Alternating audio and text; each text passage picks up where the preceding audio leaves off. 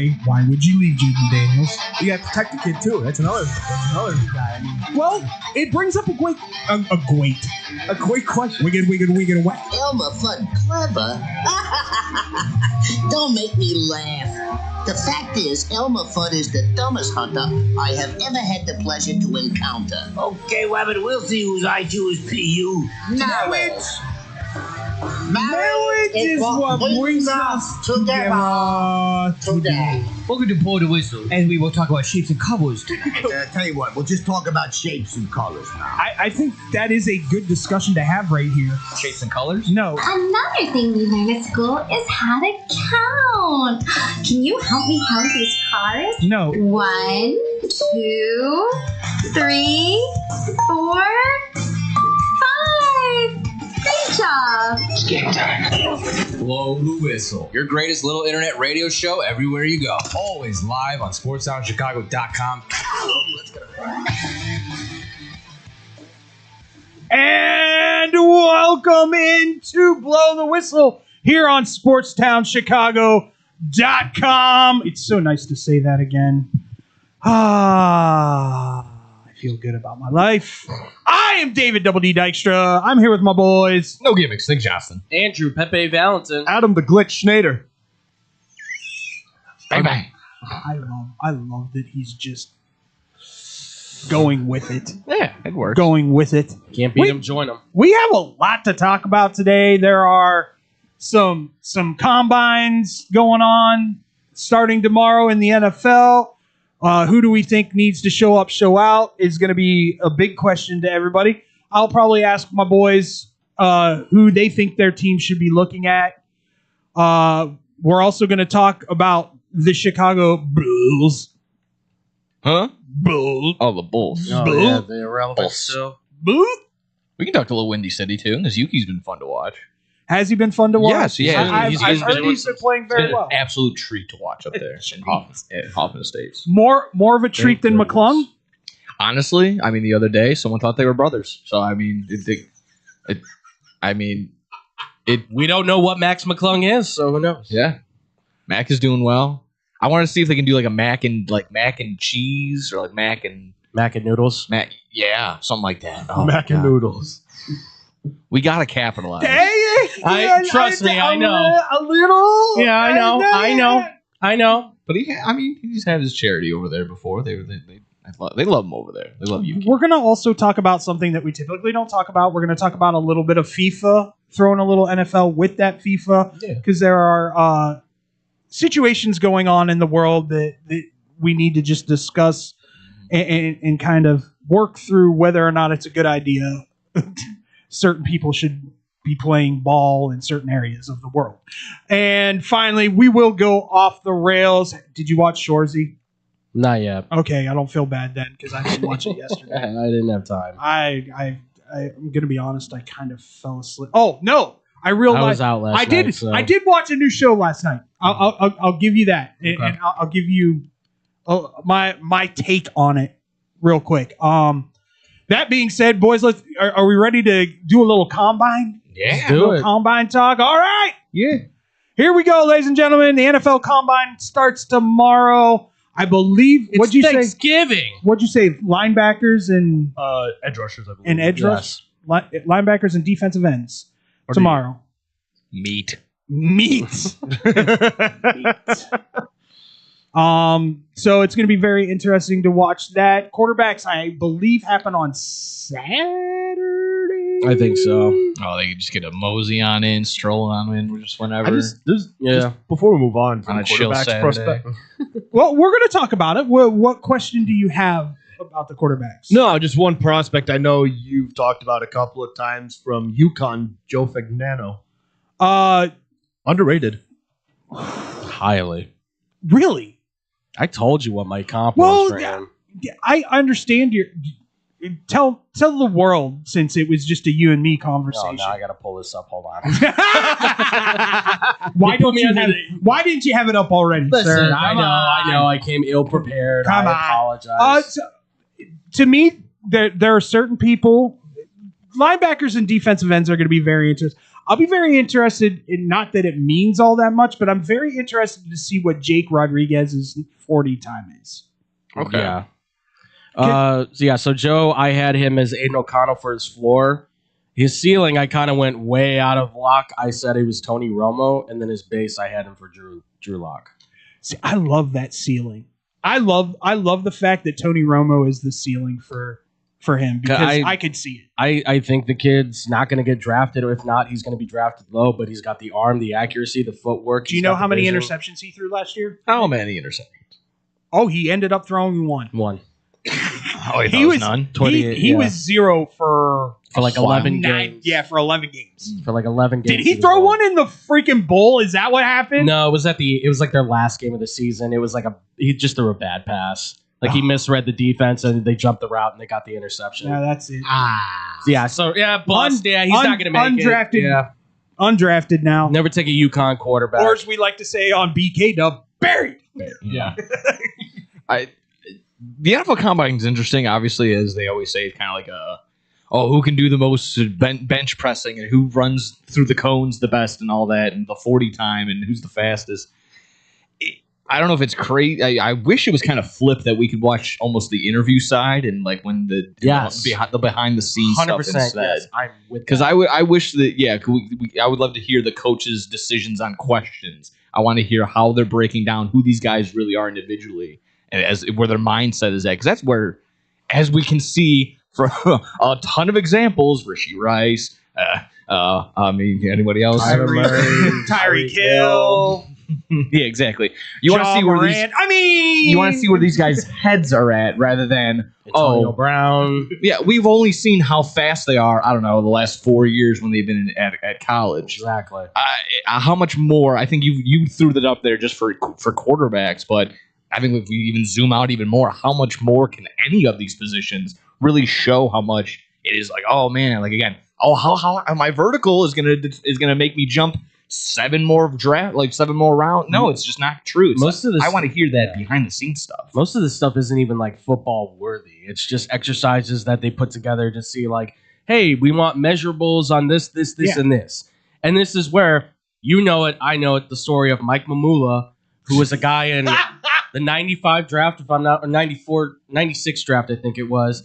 The dude just basically did all the workouts. Like, he worked out everything that they do for the draft, hyped up his numbers, and then immediately was like, oh, he's a top 10 pick. Yeah. And he was like an okay player, but he was like a 4th round pick. I think I skipped the combine. They're still top 20, top 10 picks. It doesn't matter. I don't want to say it doesn't matter, but it's almost for show. It's very irrelevant. Let me ask you this then, Nick, because you brought this up. Are you looking more for their NFL IQ kind of thing, or are you looking for personality? It's definitely more IQ, and I think that can bleed into, again, just kind of more their personality at the end of the day. If they're giving you just well thought out answers and just really well put together answers, instead of just like, yeah, I would run that way, and then instead of running this way, I'd run that way. Like, if you're just kind of throwing some slop together, like, you kind of understand, but you don't at the same time. Kind of like how I kind of show every now and again when I'm talking on the microphone. Every once in a while. Yeah, exactly. So I'd rather hear exactly that, where their IQ. Ask them those really hard questions of, I don't know, again, just kind of get like John Gruden ask questions about offense and defense. Mix that in together with like, I don't know, some of the more interesting questions you'll hear from like, if you're stopped at a brick wall, you go left or you go right, and then somehow that determines your draft spot too. So I don't know. I feel like, again, I don't want to completely poo-poo it, because it can be like, tightening the screws on a couple individuals. I could definitely answer a couple things like, oh, is this true speed? Is he really faster than this guy and he runs a 40? Okay, that definitely can help and influence it a little bit. True speed doesn't equate to good wide receiver, as you saw far with Xavier Worthy. He has moments, right? But you've never seen him. He's not that dude. Well, John Ross, Kadarius Toney. I mean, you go down the list. They're not untouchable. As we all Kadarius Toney, big time bust. Absolutely, big time bust. Super Bowl champion. But as everybody, unfortunately, as everybody realizes, I mean, it's about the offense at these combines more than it is the defense. I wish they could showcase more superhuman things that, like, like just doing like jumping out of a pool and onto the side of the pool. That Like would I be think cool. that how many times you do that, I feel like is much more impressive than the bench press. It's way more explosive. I mean, if you can jump straight out of water onto land, I'd be like, yeah, you might want to draft that dude. He clearly has a vert. Watch an offensive lineman do a handstand and then walk like 50 yards on his hands. It shows agility, strength, everything. Core strength. Yeah, I mean, Can we see him take the Wonderlic test in person? I mean, I would honestly, because like How much do you really put into that? into the test? Wonderlic test, Yeah. I mean, it's really just testing like your evaluation skills and how fast you can do it because you have a set time limit. So I think it's kind of in the same boat as like what Nick was saying, like with the interviews. Like I would say it's probably the other half of probably some of that evaluation because it's all. I mean, listen, these guys are all physically gifted, right down to the guy that's going to go Mr. Irrelevant.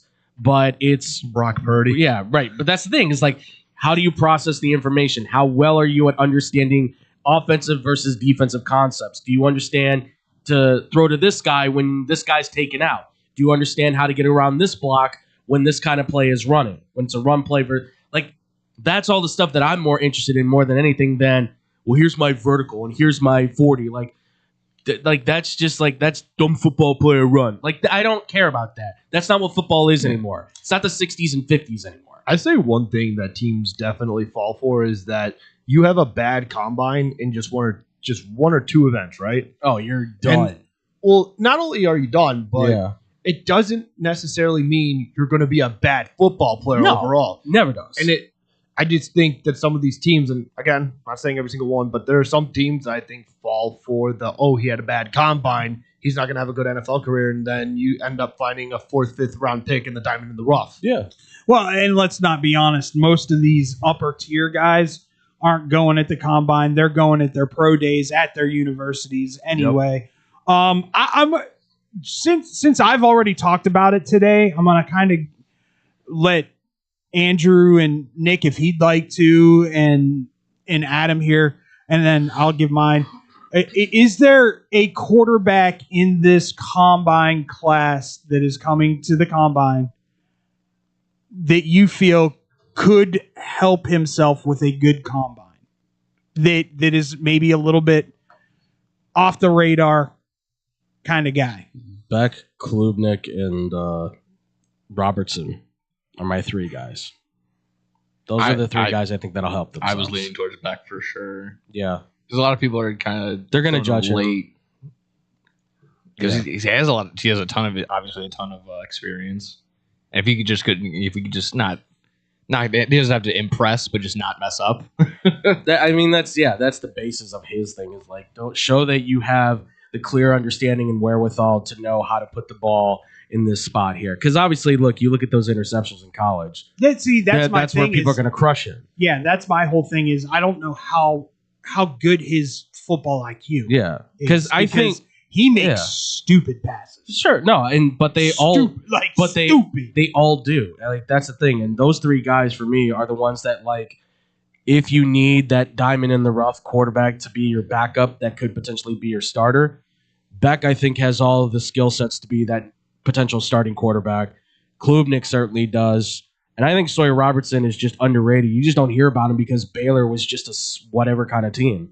They were just a middle of the road 7-5, 8-4 kind of team, but he led the nation in passing yards.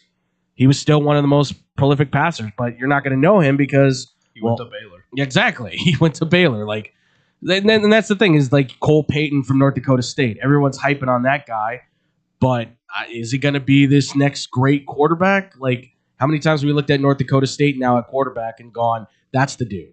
Because they're what, like one for two right now on so wrong on stars? Trey Lance. So wrong. We all were. Everybody thought he was going to be great.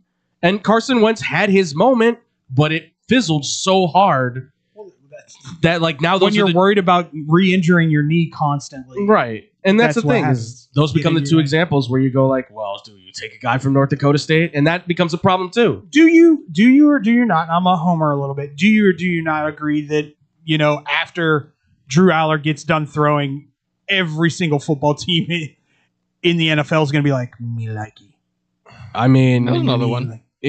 I can flip it to like maybe even Luke Altmaier if he wants to try and somewhat impress. That's another one. It wouldn't. I don't think his stock would go like incredibly high, but What it I definitely said- jump from like what 4th round to maybe. What I said on my third. reel today was I think there's two quarterbacks that could go from where they are right now, like mid third, early fourth, to potentially mid to low second round, early third round, and those two, for me at least, were Cade Klubnik and of course Drew Aller, because I'm really starting to lean into the whole. I think Drew Aller was in the wrong system when he played at Penn State. He is not an RPO quarterback, and they had him running an RPO offense. If he's in a play action pass, he's a completely different quarterback. And if he can sit back there and sling it, he's going to be a dude that can make a difference in the NFL. Yeah. Again, I kind of circle back to like with the Carson Beck thing. Like, I'm not. I would like again, cool. Let's see what he's got on the field, but I want to see the behind the scenes stuff of like, hey, what's going to be your reaction when fans come up to you and start having the posters of that. I forgot a Bella Danger and stuff like that, and start and people start writing articles about who potentially are you dating. Like, how are you going to react to that? I want to hear that stuff instead. Still, I don't know. That's still kind of or the that's an extreme example with him, but I'm sure there's others without a doubt. How do you feel about getting another Lamborghini stolen? Right. Well, I mean, for the sense of like Drew Aller and like Taylor Green, there's a lot of guys that they can take the ball, grip it, and rip it, but how many times have we seen that dude? Like we all love Joe Milton for what he can do, but he's a novelty act right now in Dallas as a backup quarterback. Zach Wilson getting drafted? Like Malik Willis is another one. Like but Malik Willis is going to get himself a starting job. Well, crazy. He's going to have a chance to he's the number one free agent this season. He's going to have a chance to compete for the starting job, and that may speak to how weak this free agent class is, to be quite honest, because I don't see him being a full-time starter unless it be with a team that's I'm calling it right now. Dolphins. Nope. Arizona Cardinals. I was just thinking that. Well, then Kyler's going to the Jets, I guess. Why not? They've ruined enough quarterbacks. Might as well just close the casket on. It's going to be like Kyler it's going to be a little musical chairs, because I've heard potentially Justin Fields to the Packers. Malik Willis can maybe go to Miami. I've heard Tua to the Cardinals. Yeah. Kyler to the Jets. And I think that almost it's goes full a circle. quarterback carousel at this point. It's almost as bad as the head coaching carousel. So once again, I will sit here and say that I think someone's going to get a steal from one of these. I still don't believe in Ty Simpson. I don't. Nothing I saw last year from him makes me go, okay, that's a dude. No, but it could be that he's a late bloomer kind of quarterback. I mean, what was Alabama's record last year? No, I know. Exactly. I mean, listen, I got him comped to Mac Jones, and you saw what Mac Jones could be with the right guy. You put him with Josh McDaniels, they make a playoff for the Patriots, right? You put him in San Francisco, he kept them alive while Brock Purdy was out. And actually, he played better than some starting quarterbacks. Like, he could find himself getting a job if San Francisco decides, hey, we could get some draft capital for this dude. So it's not that he can't be a dude. It's just where does he go where he can get proper coaching, a good offense around him. And I think that's going to be the case with a lot of these guys. Even Fernando Mendoza is going to have to be in the boat of, you go to the Raiders, great. But what do they have outside of Brock Bowers and Colton Miller and maybe Jackson Powers Johnson, who has to really start to step up? Don't forget about Genty. I can't even say that, though, because what he had was a decent season. I need to see him go from here to here. It was a decent rookie We saw season. glimpses. I know, but you're It's definitely just the Raiders stank on him. it's like they have nothing else. That old Oakland stank is still there. You cannot run him 400 times in a season. He will break by the time he's 20. What is he, 24? He's going to break by the time he's 27. Boise put enough wear on that tread. Exactly. Like, he took a beating. So any of these quarterbacks are going to be. This is not the strongest quarterback class. Do you realize that I love the fact that none of us, and I haven't heard a peep out of anybody, NFL or otherwise, going, you know who you should watch out for in this combine? Pavia. Oh, I was just about to say it. That just cut me off. Just cut me off. I was going to pull that up. That's where I was headed again. Where I think I've hit you guys over the head enough with this, with the behind the scenes stuff. Like, but again, when you pay extra money just to hear where this guy's head's at, I could guarantee you, take all that ESPN extra subscription stuff. Like, you're not going to watch, all those college games that no one cares about. So just flip that into let's watch these combine interviews. Can I give you a funny that Andrew and I came up with on where Diego Pavia lands?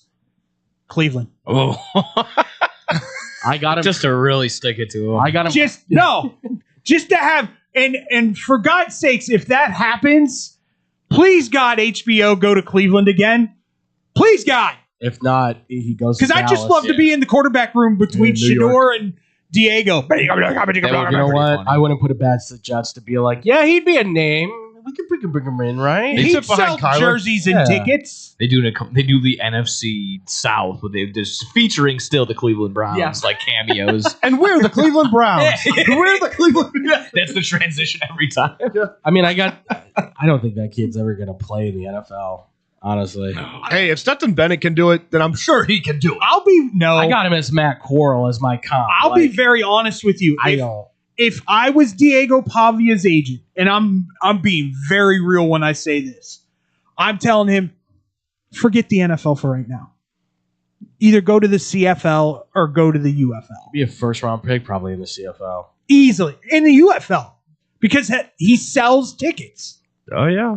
And these are two leagues that are pawing at the chance to get talent on their rosters right now because they're losing out on ratings and they're losing sponsorships. So. When Tommy Stevenson, God bless Tommy Stevenson, but when Tommy Stevenson is one of the league leaders in the CFL, there are issues. Yeah. I have no stats on this guy. Sorry, I don't mean to interrupt. Go ahead. Haynes King sounds like the next NXT breakout star. Like that's Haynes King. Here's Haynes King. Taysom Hill from the Saints, yes. That's your call. Okay, gotcha. Oof. I got him as Brady Cook. His best, I think he is Taysom Hill, but as in he can also play tight end. He can play tight end, fullback, halfback. Okay. He probably might have to. Like he's big enough to do it because I think he's like 6'3", 230. But I don't know. As a pure passer, he's just not. He just doesn't have that. But as speed wise, like dude ran for like almost 1,000 yards or so at Georgia Tech. So why not? If anyone has anything to lose, really, it's really Morton, Texas Tech. He needs to just show out at this point. He's not going to. And here's the problem with Morton, and this is why I don't bring up Morton. He is so injury prone that if a paper mache head hits him, he's going down for 3 to 4 weeks. Just coach, dude. He's so smart. Just be a coach. Go back to Texas Tech, be an assistant quarterback coach. Be a grad assistant, and then just stay. Work your way up because I got him as Charlie Whitehurst. Clipboard Jesus, man. Just standing on the sidelines, collect your money. But here's the thing. Charlie Whitehurst was really smart, and this kid's really smart. Like, he's got a future, I think, in coaching. The NFL is not going to be it. It's going to be one of those names that 5 years down the road, you're going, dude, I watched him play. He's going to be Nate Scheelhaas. And Nate Scheelhaas, nobody remembers him at Illinois, but now you know him as the offensive coordinator for the Rams. I'll date myself. Head coach from Tennessee, Heupel. Yeah. I watched that mother trucker play. Scott Frost. Watched him play. Like, you knew that they were never going to be that dude in the NFL, but they knew the game. Their IQ was great. Absolutely. All right, boys. Well, when we come back, simple question. Are the Bulls ever going to win again? We talk about it next here on Blow the Whistle on SportsTownChicago.com. Bulls. He's right there. It's the bottom of the 7th inning. The last chance to order beer. But we didn't come here to drink beer. We came here to win this ball game. Chicago's so lucky. SportsTownChicago.com. 1, 2, 3 into the 4. Pizza at your house and you can get it at the store. Uh-oh, here we go. Chicagoland area. Little Caesars is heating up for the summer. Try our new Crazy Puffs, $3.99. Walk in or delivery. 7 days a week. 4 p.m. to 8 p.m. filled with cheesy mozzarella, pepperoni, pizza sauce, buttery, garlic flavored drizzle, Italian herb and Parmesan seasoning, deep dish Detroit style pizza, $7.99, super cheesy bread, $5.99, hot and ready combo, $12.99, and for your daily deals, go to LitCaesars.com. Oh, Little Caesars, with our crazy puffs and cheesy dreams, you light up my soul with your pepperoni schemes. With every slice we share, with every moment we dare in this piece of love affair, so you didn't hear that just here. You don't want to miss out on these delicious deals. Visit your Chicagoland area Little Caesars today. Cheese, cheese, cheese. Nobody does food better than our friends south of the border. If you're looking for delicious, authentic Mexican food in Chicagoland's backyard, check out the Totopos restaurant. Try their quesadillas, burritos, or my favorite, the 3-taco combo with steak and extra chipotle salsa. Muy caliente! Even have breakfast for early risers. Totopos is the highest rated Mexican restaurant in Naperville on Yelp. Once you try it, you'll understand why. Visit totoposnaperville.com for their menu, special offers, and online ordering on Grubhub. Pickup or delivery. Totopos restaurant, open nightly until 8:30, closed on Sundays, located next to the Jewel on Aurora Avenue in Naperville. Experience fresh, homemade Mexican at Totopos restaurant. I got an affordable family-owned restaurant for you that won't cost you an arm and a lamb. It's Goodies in River Grove. My Goodies order never changes. A gyros, not a gyro. Smother in sauce and hot fries on the side for less than $9. If I'm really starved, I'll add a chicken kebab to my order. Looking for more? Try a juicy cheeseburger, Chicago-style hot dogs, or a toasty corned beef meal. I can walk in 7 days a week, dine with my family, or call 708-583-1700. Pick it up and enjoy it at home. Can't stop in? Not a problem. Goodies delivers through Grubhub, DoorDash, and Seamless. Goodies is located at Cumberland, Belmont, River Grove. Goodies bring authentic Greek food to the Chicago. It's the summer of coffee at Dunkin' Donuts. To reach peak summer mode, you need your summer coffee, like a smooth new s'mores frozen Dunkin' coffee, a refreshing butter pecan iced coffee, or a sweet coconut cream pie cold brew. What could be better than iced frozen coffee on a hot summer day? Nothing. Dunkin' Donuts has all your favorite flavors this summer. So come enjoy the summer of coffee and keep cool out there, kids. America runs on Dunkin'. Price and participation may vary. Limited time offer. Looking for a great bargain? Want to find cool collectibles? Need to get fresh fruit and vegetables for the family? Come on down to Swap-O-Rama. 3 great locations, 42nd and Ashland in Chicago, Melrose Park in Ulsa, with hundreds of indoor and outdoor vendors selling clothing, tools, electronics, and much, much more. Have stuff for sale? Become a Swap-O-Rama vendor and turn your hidden treasure into cash. Visit their website for market days, hours, and vendor information. Go to swap-o-rama.com. Swap-O-Rama, the first name in flea markets.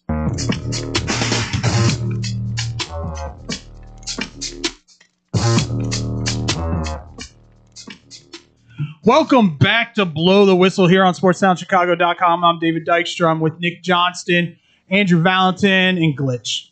Hey. Thanks for doing your thing, Nick. Always appreciated. I mean, I tossed it out to you people. You can hit us up on all our social medias at Blow T Whistle 1. That's BLOWTWHISTLE1. Do it. Yeah. And let us know what you think. But boys, we knew it was going to be bad with the Chicago Bulls. That's an understatement. But did we realize it was going to be this bad? Well, I mean, Nick, you said you broke this down on a show. What, 2 days ago? You did a show 2 days ago that you had them only winning. Yeah, last week when someone came out with an article or someone was trying to make the point that they're only on track to win about 9 games the rest of the way out, and that was right around when the All-Star break was about to end and the rest of the season was about to begin. And we looked at the schedule and we were like, 9 games? Are the 9 games in the room with us right now? Because we don't see the 9 wins. We see about 5. And I even maybe they'll sit Jokic and they sneak one against the Nuggets or something. I don't even know if they play the Nuggets the rest of the way out. Like just something like that. I don't think this team could beat the Nuggets without Jokic right now. Probably not. I mean, they were very impressive, and the way that they may even maintain their record without Jokic being in there was very impressive. So now that he's back and just putting up crazy numbers again, that's very scary for the league. But yeah, the Bulls are bad. I'll be very honest with you. I tuned in last night just to check them out because of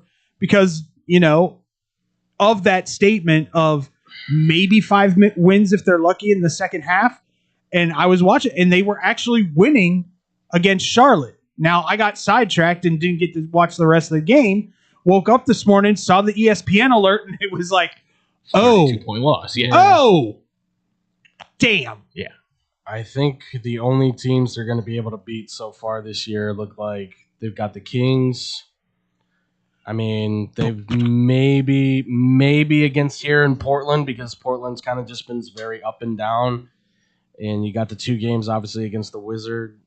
And maybe the Pacers. Depending. That's all subject, and I'll say this much. That's all subject on the stars that are on those teams.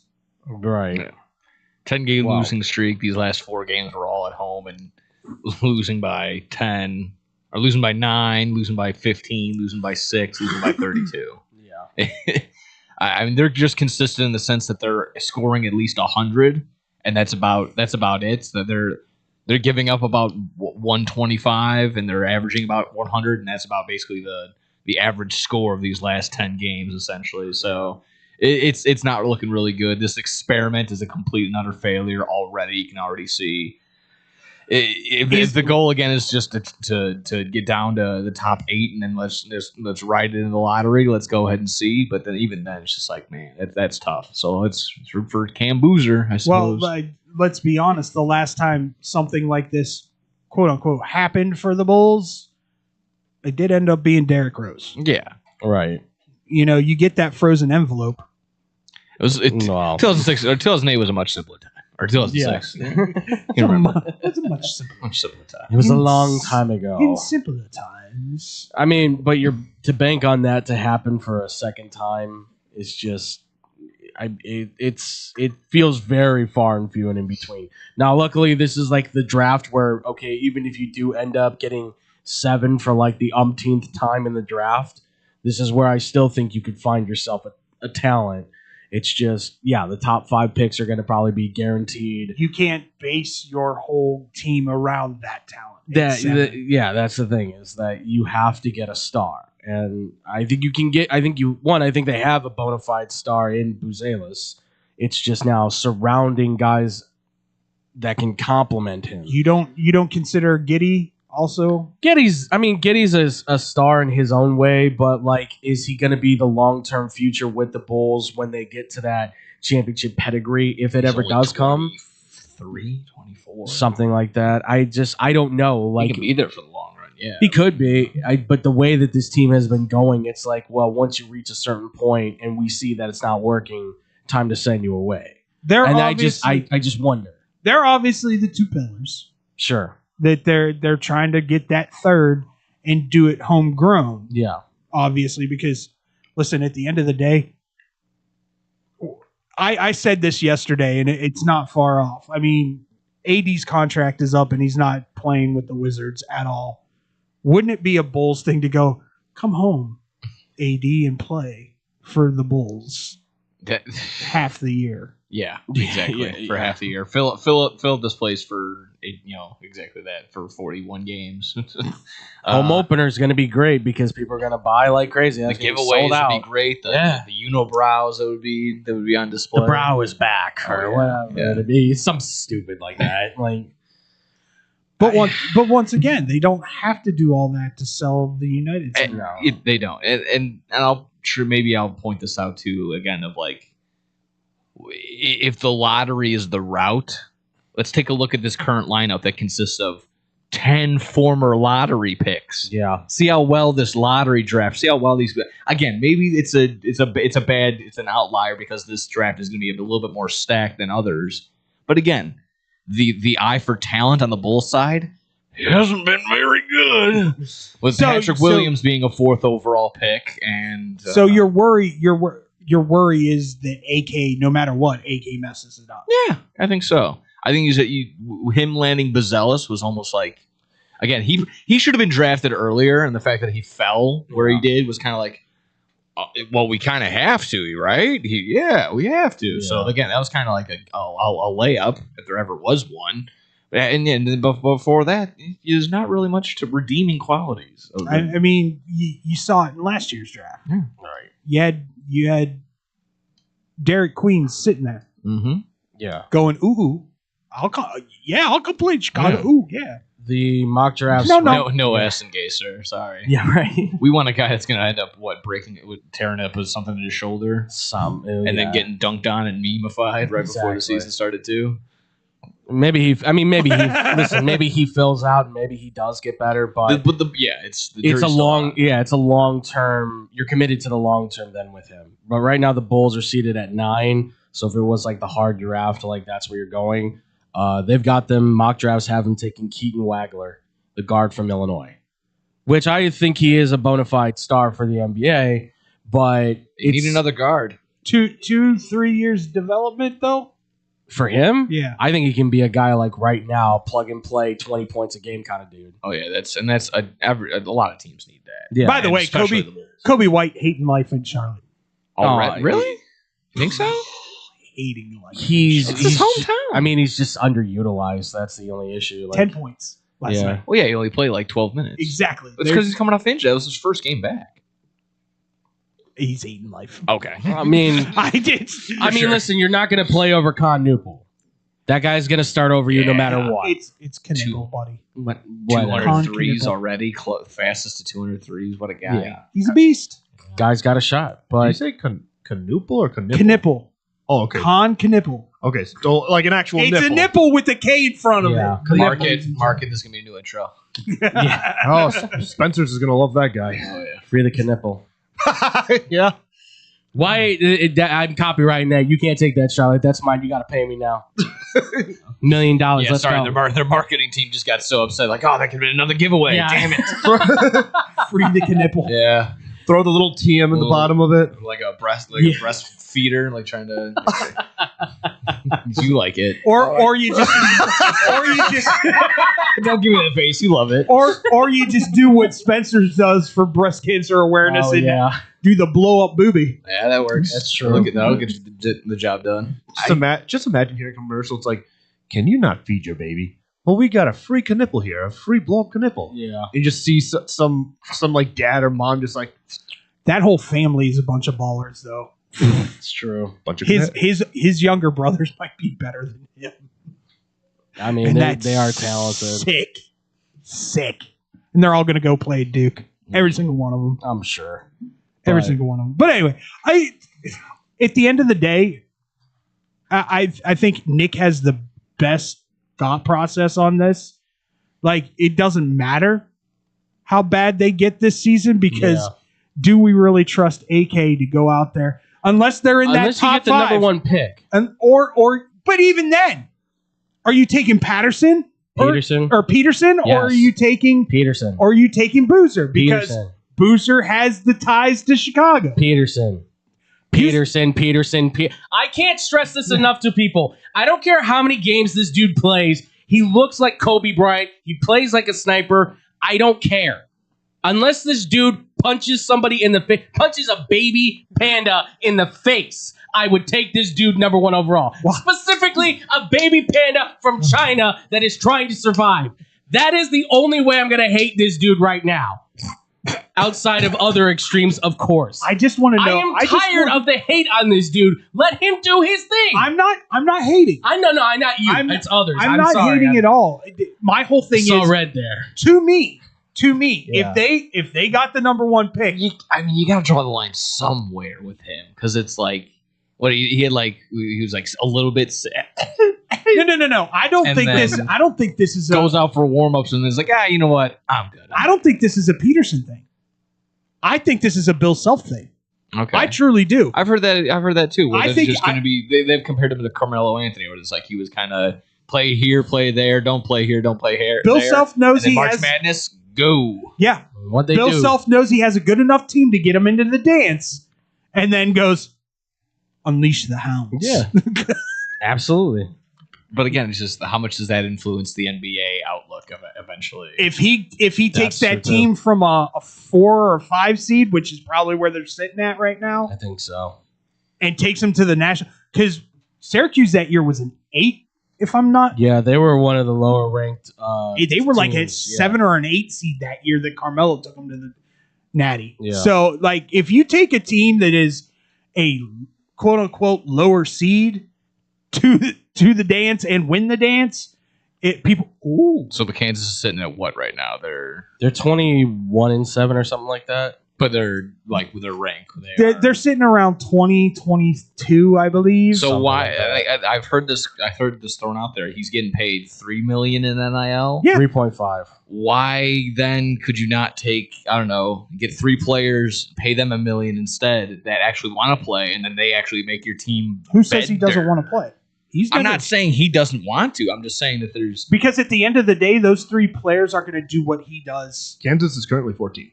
Okay, so they're 14th. Okay, and that's the thing is like, I'm not completely trying to poo-poo on him. Just I get where you're coming from. Throwing out what I've heard. At the end of the day, those 3 players don't take you to the national title. Peterson does. Okay. That kid potentially because that's the argument, right? Is like, well, would you have 3 guys that are just good, or we have the one guy that's great? And this is where, like in basketball, like I would love the 3 guys that are good. Don't get me wrong, that played every game and kept Kansas at like only 2 losses, sure. But this is the kind of guy that can go out for 30, 40 points potentially in a game and win you that first series and then the second one, and then you're in the Elite 8, Final 4 kind of like that's the kind of guy that can push you. Same thing with Boozer, same thing with DeBansa. Like DeBansa is the thing that keeps BYU alive right now. But is he going to AJ's a thing? But is he going to burn himself out before he gets to the NBA with all the time he plays? That's the question that's on him. The only thing I will say like don't do that is like let's not compare him to Kobe because that's insane to do, but only because his the Mamba mentality is like never sit a game out, don't play games when he's sitting games left and right. So he's a gardener. I'm sure his and I always say that again. I hate to keep interrupting, but it's just like I haven't watched enough of him to really get a mindset of like, okay, this is his everything I'm hearing about him is actually true. Yeah. So I just haven't taken the time enough to go do so. He's a different dude. In the free time, I will try and watch. I'll say this. Came out of high school. I will say this. Shrewsbury's gone in Notre Dame. Yeah. Adios. That was a great move going from Penn State to Notre Dame there, dumbass. Yeah, that was smart. They paid him the money, but that program is sunk. They lost by 40 last night to Duke. They didn't have an answer. At home. They took a Duke on them. Sorry. That's great. That's a great little woo-hoo. That's what happened because they had like 15 points before the half almost. Like that's how bad it was. I tuned in second half and they were losing like 64-34, and I went, yikes. Again, wasn't able to watch, but I know this past Saturday was crazy because it was Duke, Michigan. Duke, Michigan was awesome. Listen, I've heard. And then, I'll be very honest with you. Houston, Arizona, and we talked about this a little bit on Monday. Houston, Arizona, Duke, Michigan.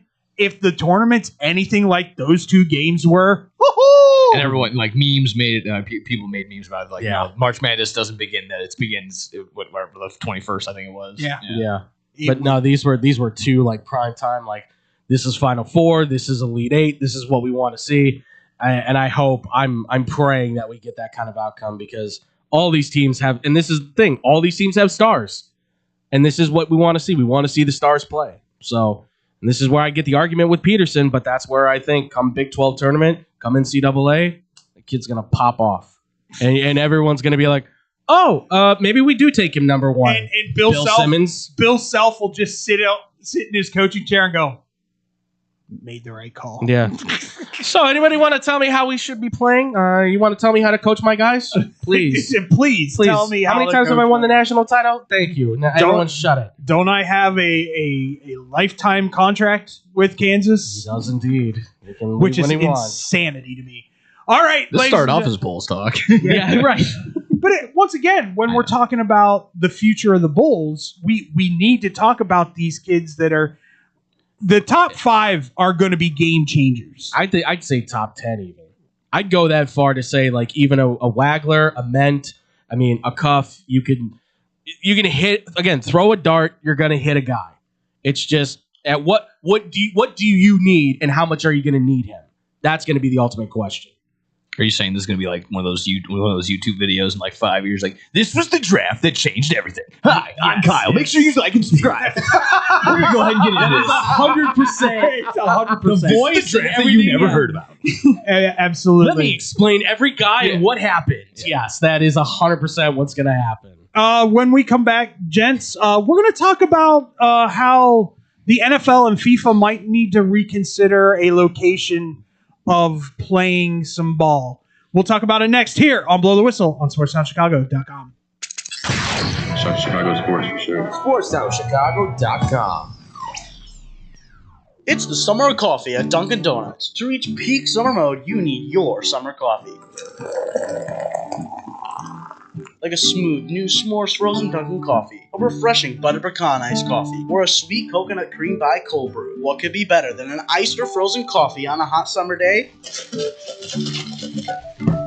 Nothing. Dunkin' Donuts has all your favorite flavors this summer. So come enjoy the summer of coffee and keep cool out there, kids. America runs on Dunkin'. Price and participation may vary. Limited time offer. When car dealers fight for your business, you win. AutoJudo.com makes car buying fun by letting dealers compete for your business live. Real-time Auto Judo fights are the fast and easy new way to get multiple dealers' best offer on any car you want. It's free and anonymous. Only the dealer you select as the winner of your Auto Judo fight receives your contact info. You're never obligated to buy, so test drive your best deals now at AutoJudo.com. Dealers fight, you say. Yo, check it out. We got the finest pizza in all the land. Italian Fiesta is on deck, and I'm telling you, it's a hit. These pies don't miss. No matter what time you get the munchies. Pepperoni, extra cheese, turkey Italian sausage, they got all the toppings. Italian Fiesta delivers until midnight during the week and 1 a.m. on the weekends. Plus, you can use your Uber Eats or Grubhub if you got the app. And if you ain't rocking with the pizza that night, try one of their sandwiches or pasta. And they have plenty of side dishes, just like me, if you know what I mean. Hop online and go to ItalianFiesta.com or call 773-684-2222. Piece of pizza, that is. There's only one place to watch your favorite sports team and have mouth-watering pizza. Come on down to Moretti's Pizzeria, where you can get a pizza for half the price every Tuesday. Try out our delicious varieties of pizza, sandwiches, and much more. I don't know about you, but a gooey mac and cheese pizza with a size of cheesy mozzarella sticks and watching sports sounds like paradise to me. Stop by at one of our 12 locations near you. We're open 7 days a week, anywhere from 10:30 a.m. to midnight. Visit our website, Moretti'sRestaurants.com, for delivery, catering, and even private parties. Moretti's, we bring the fun. Did you know that Club New in Aurora is the ultimate entertainment complex? Monday nights, it's free football and darts in the sports bar. Tuesday night is league night. Join the pool and darts team. Wednesday night is ladies' night at Club New. All the ladies get in free. Gentlemen pay a $5 cover after 9 p.m. Thursday night starts the weekend off right with college flashback night. Low price drinks, retro music, and an awesome buffet. Friday and Saturday night, it's the hottest dance club in the suburbs. Club New Nightclub and Sports Bar is located at 2121 New York Street in Aurora.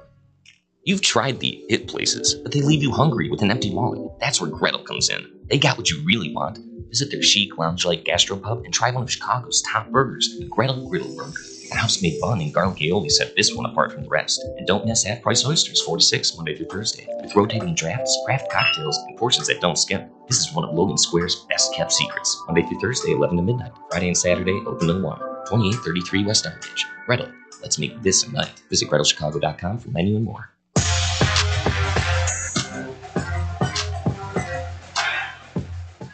Welcome back to Blow the Whistle here on SportsTownChicago.com. That's right, it's us. It's your boys. I'm David Double D Dykstra. I'm here with No Gimmicks, Dick Johnson, Andrew Pepe Valentin, Adam the Glitch Schneider.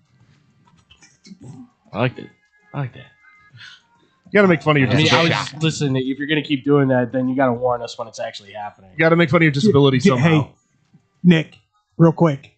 First thing that went through your head when you glitched like that. I don't know.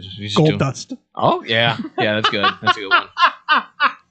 That's a good one. I like that. Good comp. Good pull. Yeah. You're a continuous source of entertainment for me. Oh, my God. So good. So good. It was so good. And it got over so hard. Yeah. And then they broke them up and it was dead. Just dead. I'm not going to lie. If I heard this from one of the other students at IMS. They're like, if you had a seizure, I'd just like kick you his ass. Like, hey, bud, you okay? That's great. That's not good. I care about you enough to be like, we need to get his tongue out of his throat. Yeah, I was going to say call 911. Yeah. Even if one of you recorded me and said that's tough, buddy, that would have been the funniest thing in the world. Tell me But at the anyway, hospital. talk about tough. FIFA and the NFL, I believe, are staring down the barrel of no pun intended. Wow, that was awesome. That was awesome. That was awesome. That was awesome. You still got it. You still got it. My best or when I'm not even thinking about it? I was going to say, like, that just rolled seamlessly off your tongue. I'm like, he knows what he's saying, right? Like, nope, he shot that one out. It's like me telling Tyler when we make it big, I'm not going to forget the little people in the world. Bang. And then going, oh God, I just said that. That one went right. I mean, that one went right through his head easily. I'll be very honest with you, was on purpose. gentlemen. I'll. Here's the question. Yeah, you have to fill me in a little bit more. So a cartel leader got taken out by the Mexican special forces with the help of someone. Yeah, I mean, we don't have to sugarcoat this, honestly, but yes. I don't need them showing up at my door. I think you're safe. What are you up to? You never know in this climate. Okay. I'm just saying. There's a lot of Illinois they got to drive up to get to you. We forget it takes like 7 hours. But that being said, the cartel then went on a rampage. It was the same as El Chapo's son when they nabbed him, and basically Mexico City broke into like an all-out war scene where it was the cartel versus the police and then the military and they were blocking roads so Americans who were staying at resorts could not make it to their airplanes. Yeah. So it's now become a national crisis for Mexico because it's spreading and there's a lot more fallout from this than they thought there was going to be. So now it's becoming an imminent threat for anybody who's potentially coming into the country. So my question is, does FIFA, who it is North America who is hosting FIFA World Cup this summer, does FIFA need to rethink about them having matches in Mexico City? And along with that, does the NFL need to rethink having games in Mexico City? Yeah, that's a no-brainer, dude. It's a no-brainer, but there's a lot of money invested in those sites for those things. So that's where I completely agree with you. I think, let's find another site in the U.S. that might be a little more comparable. I think we're kind of getting this a little twisted. Yes, he's the unofficial leader of Mexico, but he's a drug lord that got killed. He was not the unofficial leader of Mexico. Okay, sure. He was the leader of one of the big cartels in Mexico. So he had a lot of influence. Sure. But was doing a ton of illegal things. Yes. So 100%. Let's not get sad about this guy being gone. let's not do that. Yeah. Let's not sympathize. No, but let's realize that it caused a bit of a stir. So let's not put our top athletes into said critical conditions. I think that's just pretty dumb, if you ask me. Unfortunately, people think money is money. So yeah, I that's get the that. other issue. But well, all these players have the opportunity to be like, yeah, you know what? I see the danger. I'm not going to go. And they can go ahead and forfeit the money. Well, that's fine. Let's be very real, and I'll be very honest when I say this. It would take one of the two, if not, but one of these two. If Ronaldo or Messi, either one of them comes out and goes, "I will not be a part of this if I have to play in Mexico." Yeah, well, change. Oh yeah, it'll have to be. I think if any of them do, and any of the world leaders that are, obviously backing their countries and stuff do, then this changes everything. I mean, folks have to remember this is in Guadalajara that this is happening. Like, this is a central part of Mexico where there's a lot of tourism. There's a lot of opportunity for people who want to be able to see some of the. And listen, Mexico is a beautiful country in itself where you can see a lot of great things. But when this is happening in this part of the country, and you don't know, and you're coming in as a tourist, as an immigrant yourself into Mexico, you're not going to be safe. You have to be your head is going to be on a swivel 24/7 for who's around you, who's following you, what's the car look like in front of you, behind you, next to you, all kinds of stuff, because anything can be marked as potentially we are sending a message or we're going to kidnap, whatever it is. And they're going to use that as some sort of deal of power because, unfortunately, that's what these criminal organizations, it's a no duh, but that's what they do. That's always what they do every time. And it's just more accented here than anything. So I got nothing. That's ditto. They're gonna have. I think they're gonna have to really have a conversation and say, is there a way to either centralize this thing in an area where we can have the World Cup and not have this be a part of it, which I don't think is going to be possible because the moment you put millions of people in a location, that's going Mexico to City's stadium holds 100,000, I believe. Yes, and correct. again, but yeah, the millions that will be outside, That and will be other millions that are touring and out there. It's going to draw in those potentials that say, if anything, this is an area where we can make an impact and have our voice be heard. Because I mean, this is where you have millions of people standing there wanting to watch a soccer game. Next thing you know, a bomb goes off. Yeah. And that's the danger that you have to. And if it's anything like the Hard Rock game, again, I'm sure they're gonna follow the rules and realize, hey, we're at capacity, guys. Make sure you guys back up, or no one else. No one else come in here. We're at full capacity, and they're gonna be like, of course, we understand the rules. Well, yeah, and once again, it's not just a game in Mexico City. It's this is their life. Well, I'm not talking about. I'm talking about from a FIFA standpoint. Right. This is. Oh, there's no corruption there. I'm sure. Probably two stages in Mexico, or two groups in Mexico City, which is like 8 to 12 games. Correct. I'm really with your side. If it's anybody from the FIFA or the NFL realm, it's gonna have to be from the FIFA football side, and then it's gonna be maybe the most influential, like you just said, the Ronaldo or the Messis of the world. Just one of them two has to step up and say something. Yeah, somebody. Like in the NFL, I mean, listen, you can.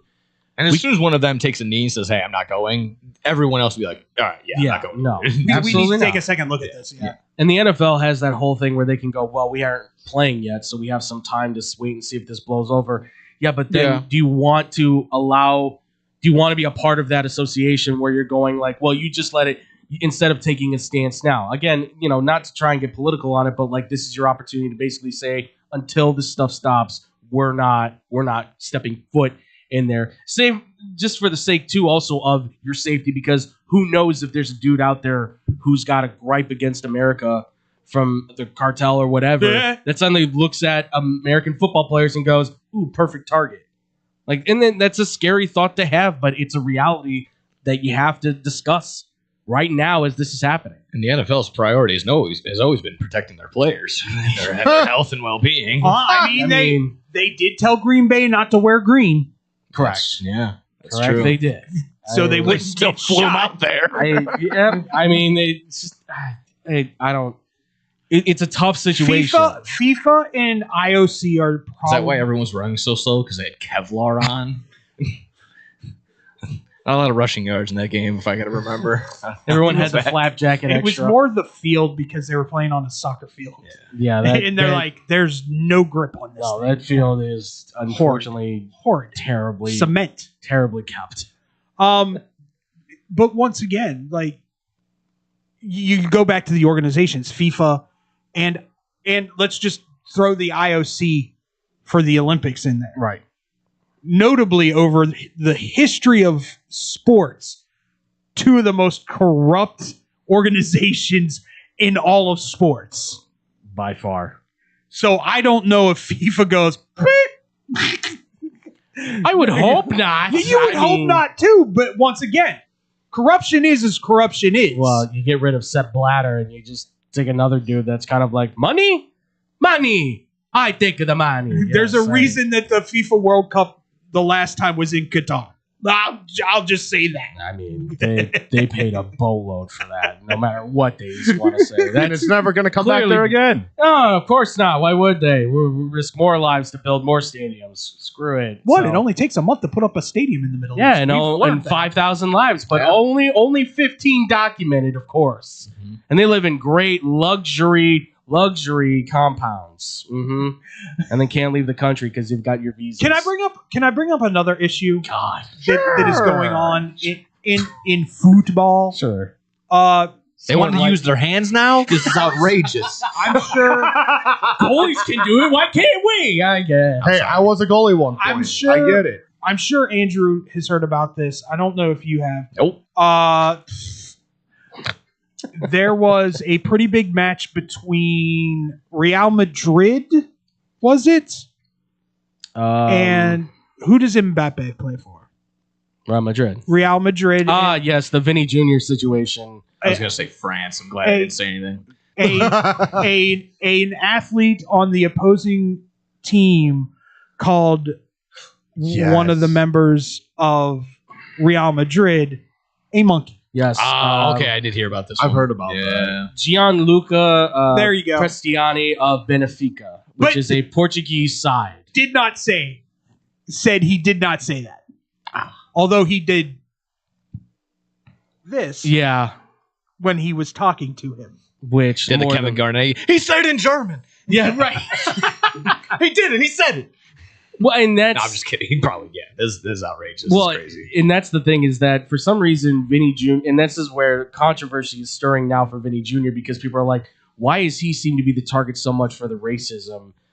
Because this is like the 5th or 6th time now in just the last 2 years. But is he just the only one that's speaking up about it? I think so. Would be my question. I honestly think so, because I find it very hard to believe that, yes, people have done this stuff for attention in the past. Don't get it twisted. But I don't think that's what this is, because in other countries, unfortunately, there are still those lines that people are willing to say you do not cross, which is why, look, I love this country, but at the same time, there are others that still have those same kind of like, ooh, you don't do this. We don't go there. And people are like, nah, you know what? Call him this. Call him it, because it's fine. It's our country. We can say what we want. Let's be very real when I say this. There is a reason that the passionate, undying fans in the Premier League are called hooligans. I mean, they kill each other over football. Like, they have their it's like a gang, basically. It's a faction of people that just are like, where you from, Man City? Where you represent? Man United? Let's fight and bleed till someone dies. Good on you, mate. All right, see you next week. Yeah, good on you. Like, that's what they do. It's absolutely the facts and the reality. Yeah, but the U.S. is the problem. Yeah, sure. Okay. Well, we got our own issues. We've got our own issues. Right? We don't even use sport. We just go, hey, and what is it, Friday? Let's do it. You're a Republican? I'm a Democrat. Yeah, exactly. Let's go. It's a Tuesday yeah, somewhere. but they're like, you're from 2 towns over, so I hate your stinking guts.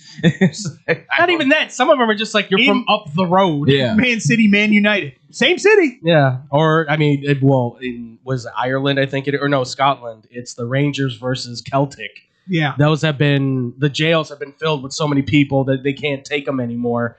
They have to put them over to the UK. So my question is, and I'll ask everybody, how do we get this out of soccer/football? The sad answer right now is, unfortunately, I don't know if there is a natural solution to like outbed this, other than having someone who is like multilingual that's able to have these guys mic'd up and listen to everything they're saying.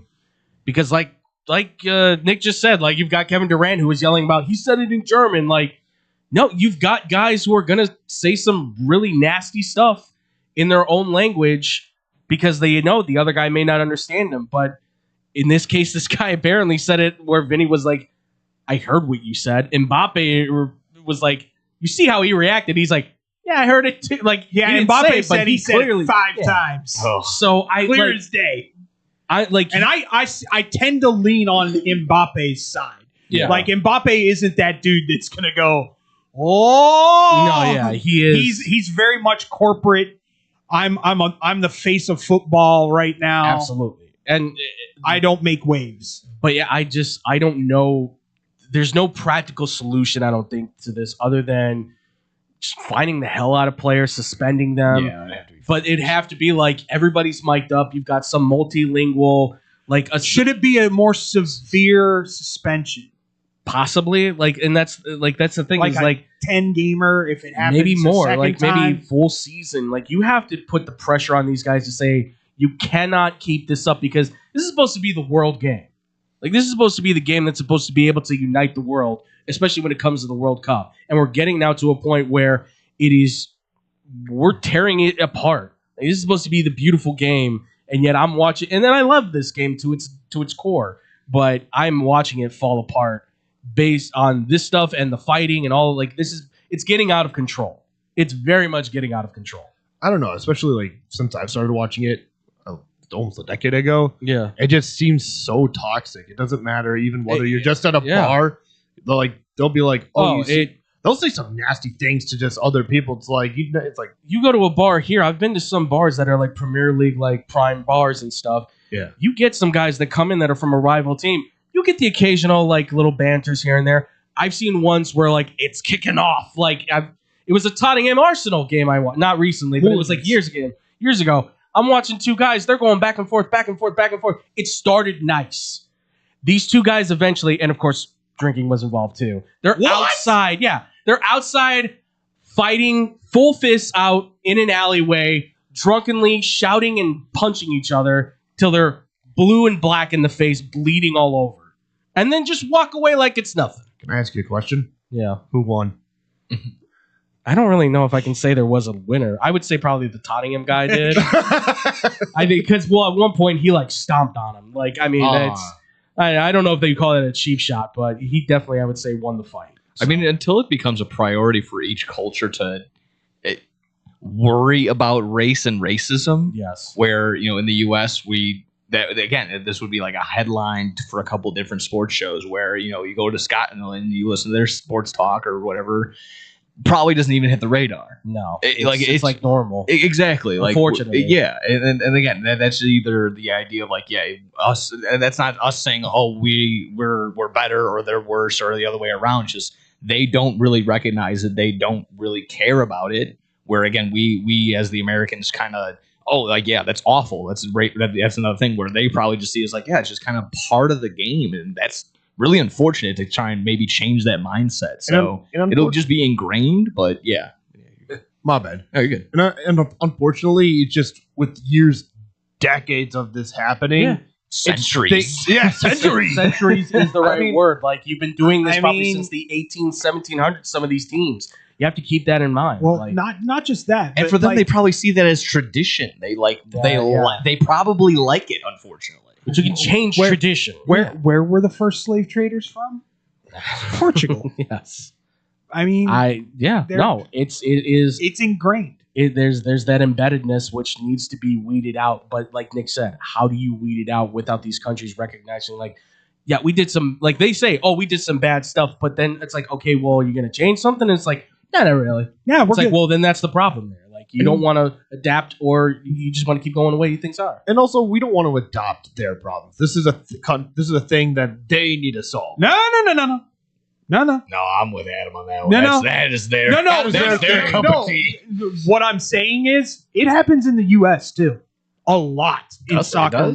In soccer matches, yes. Believe it, as much as I know people don't maybe watch the MLS, there is a litany of dudes that, especially now with the Latino players, they've been catching a lot of it. The black players have been catching a lot of it. It's not maybe on the grand stage as these guys, but we got to remember MLS is like here.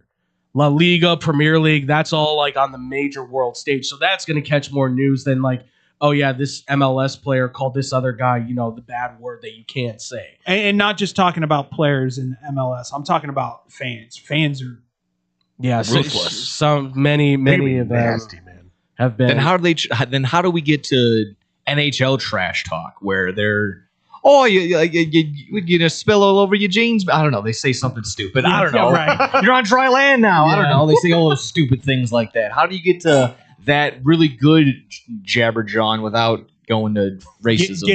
Get the we're the better team, but we're still the silver medalists. Yeah, right. Well, the almost winners. But there's like a respect, it feels like, in hockey that doesn't feel like it's there with like soccer. I think had that in the very early days where it was start losing teeth. Maybe. Look at Jack Hughes, man. Maybe smile there. I like some sort of punishment needs to be handled for any of these teams on that international level. I completely agree. I mean, it's a great discussion to have. I just wanted to get you guys a sense because of the things that were going on down in Mexico. When we come back, though, Ladies and gentlemen, it's time to go off the rails here on Blow the Whistle on SportsTownChicago.com. I sound a little cocky, but I think we're legends in Chicago. We really are. SportsTownChicago.com. We're all looking to save $1 these days, right? Well, Pino's on Man is the perfect spot for pizza lovers with the $10 and under menu that'll make your taste buds and your wallet happy. Fried chicken sandwiches, just $6. It's so good I had to start working it just to eat it every day. That's not all. Grab 2 large one-topping pizzas with extra cheesy goodness and a 2-liter soda for just $26.30. Plus, order online and get 5% off exclusive deals. Family owned and operated for 30 years. Open 7 days a week and until 1 a.m. on Fridays and Saturdays. Check them out on the corner of North Main and Willoughby. Pino's on Man. Oh my God, I need some Pookie's crack cake. Pookie's crack cakes. Yeah, girl. You ain't never heard about the best crack cakes in Chicago? They're right there in the Bronzeville area, right at 105 East 47th Street. They're moist, delicious, premium homemade cakes made fresh daily. One bite and you're addicted. They got the caramel cake, butter pecan praline, and red velvet. Ooh, and don't forget the strawberry lemonade and a chocolate Oreo dream. They're open Wednesday through Saturdays, 11 to 6 p.m. Sundays, 11 a.m. to 4 p.m. And they're closed Mondays and Tuesdays. Early arrival is highly recommended. First come, first serve. They give out tickets at 10 a.m. Just mention you heard it right here on Real Girl Talk Radio, and you'll get a free butter cookie with your purchase. Make sure you follow them on Instagram and Facebook at Pookie's Crack Cakes. Girl, where you going? I gotta go get my crack cake. Let's go. Looking for a great bargain? Want to find cool collectibles? Need to get fresh fruit and vegetables for the family? Come on down to Swaparama. 3 great locations, 42nd and Ashland in Chicago, Melrose Park, and Alpha, with hundreds of indoor and outdoor vendors selling clothing, tools, electronics, and much, much more. Have stuff for sale? Become a Swaparama vendor and turn your hidden treasure into cash. Visit their website for market days, hours, and vendor information. Go to swap-o-rama.com. Swaparama, the first name in flea markets. There's only one place to watch your favorite sports team and have mouth-watering pizza. Come on down to Moretti's Pizzeria, where you can get a pizza for half the price every Tuesday. Try out our delicious varieties of pizza, sandwiches, and much more. I don't know about you, but a gooey mac and cheese pizza with a size of cheesy mozzarella sticks and watching sports sounds like paradise to me. Stop by at one of our 12 locations near you. We're open 7 days a week, anywhere from 10:30 a.m. to midnight. Visit our website, Moretti'sRestaurants.com, for delivery, catering, and even private parties. Moretti's, we bring the fun. Get money for that old car sitting in your driveway today. No more insurance payments. No more playing taxi for your friends and your family. More room in your garage with Winning Auto Wrecker. Winning Auto Wrecker comes directly to you and takes that problem car away and off your hands. Call anytime, day or night at 888-555-0910. Or go to winningautorex.com and we will take that junk off your hands in no time. You win, we win with Winning Auto Wreckers. Blow the whistle. Going off the rails. Yeah, the train!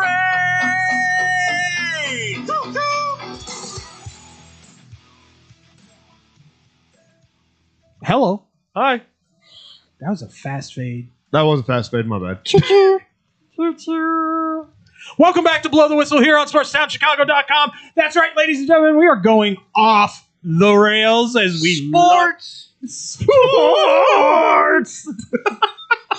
I saw him yesterday. Yeah? Yeah. Did you enjoy us filling in and others? I asked. He said he hadn't listened, and thank God he Love hadn't. it. Thanks. Thank you. Thank God he. Well, he had Appreciate just gotten back like the night before. I know. I could the tell last thing he wanted to do on his vacation was like, oh man. Well, he said he had no internet. That makes sense. He had no internet down there. I'm not gonna lie. I mean, you could tell he okay. went on vacation because of the tan he got, the Nice. little skin coming off a little bit. Red. Yeah. Larry the Lobster. Got bro. some vitamin D, baby. It's been lacking. We haven't really seen the sun over here, so Yeah. We lack vitamin It's C. supposed to be in the 60s by Friday, and That's then go what they back say. down. Like that. It's One teasing day of us. spring. It's teasing us. One It's day the of spring. teasing season. Stupid. Oh no! That's false spring. That's what we call false spring.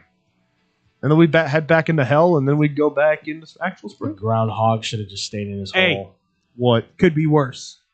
You could live in the Northeast right now. Oh, That's true. They're getting hammered. Oh yeah. They're 2.5 feet of snow. A true nor'eastern decided to come down upon us the Northeast. The mayor had to be like, yeah, if you want a shovel, we'll give you a couple bucks because they run out of people. Oh, with the Buffalo Bill, like the Buffalo Bills thing. Yeah, like, basically just they're doing like, that. just come to here and we'll hire you because we don't have anybody to help shovel the sidewalks. It's terrible. It's New York. I'm so glad I got out of there.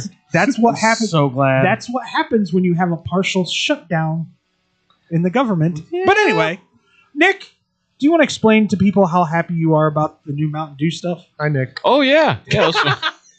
I can bring the official soft drink of the MLB is, of course, Baja Blast now. Man, is that the drink you chugged during one of the segments? Yeah, basically. Yeah, I just that was saw my first you one of the day. So Yeah, listen. At the end of the day, there's two things that Nick No Gimmicks Johnston does: oh yeah, Mountain Dew and bananas. I'm just like I said, I'm just glad my and an apple apparently. yeah, He upgraded today with a Granny Smith. yeah, a little sour. Hey, Some sour. which actually speaking of which, red, yellow, or green apple, which is best?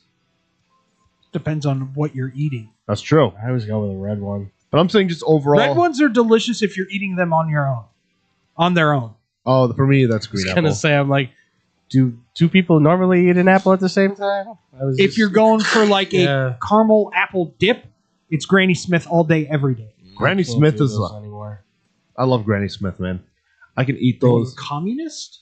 What, caramel apple? I don't know. I just lost a taste for that. No. I'm not saying like an actual caramel apple. I said What, you called me a I said, communist? What I the said hell? a caramel apple dip where you dip it in the caramel.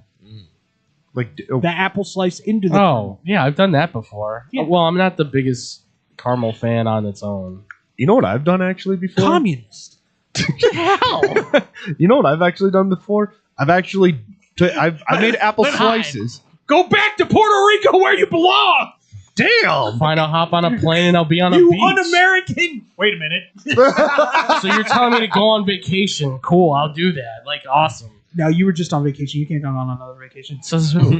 Look, with my Granny Smith apples, I'll just slice it and just dump it into a tub of strawberry yogurt and eat it.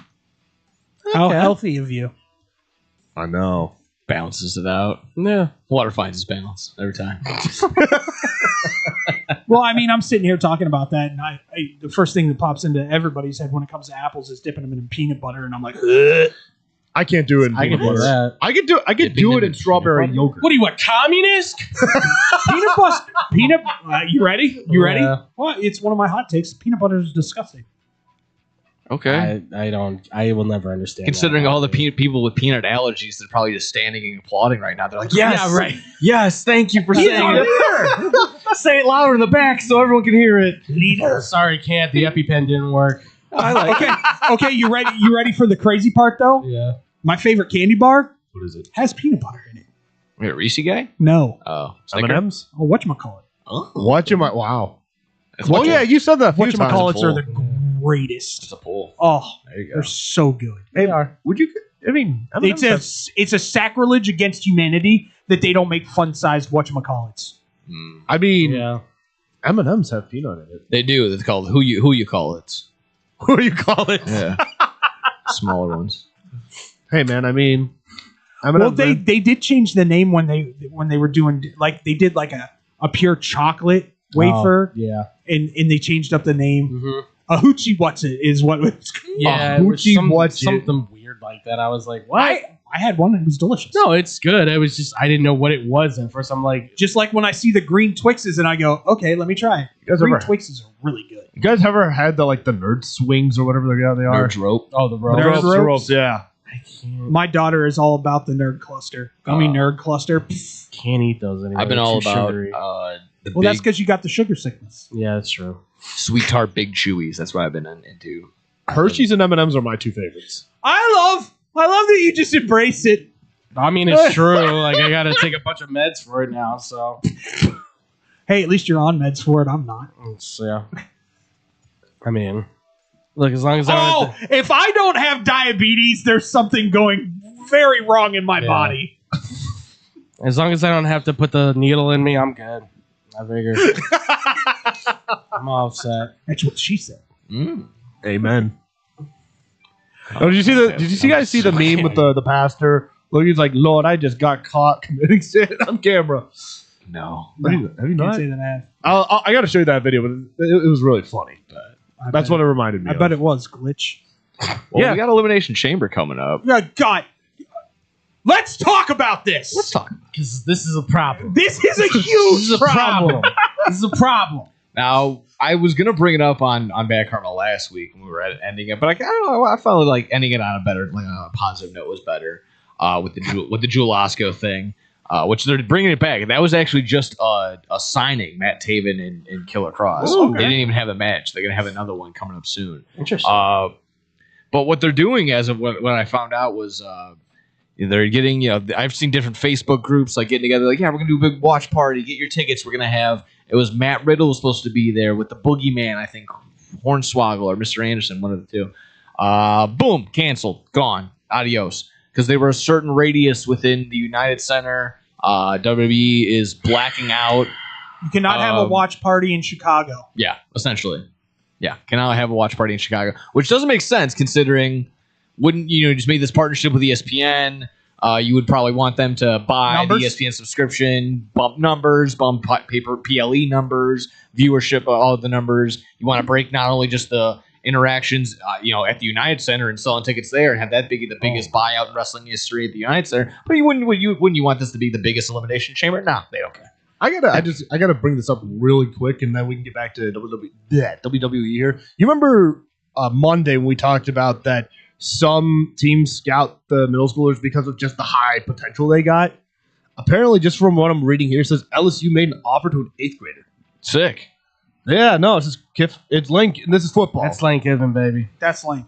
That's crazy though. Check his check Lane Kiffin's search history. I love back to WWE. I love the way his mind works because he always brings up stuff that is nowhere near what we're talking about. It's off the rails though. Maybe wait until we're done talking about it. I just thought I'd bring that up. I'm sorry. No, what the hell are they doing? Andrew, what the hell are you doing? It's TKO. Yeah, oh no, 100%. I get that, but that's greedy. Like you just said it all. They have the opportunity to have this be one of the biggest events of the year. This could be huge, and you're just eliminating all possibilities. So right off the bat. That being said, read something yesterday online. Okay. Vince McMahon, backed by Saudi, is looking to buy back WWE. We go again.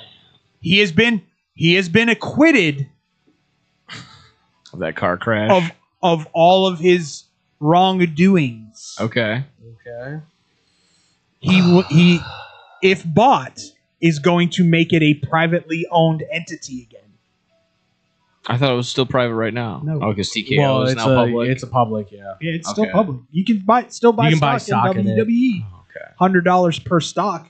Not interested. How much of a say-so do I get? Like, not interested at all. Like, if I get a say-so in the booking, I will, but otherwise, no. But once again, donation. How would you feel?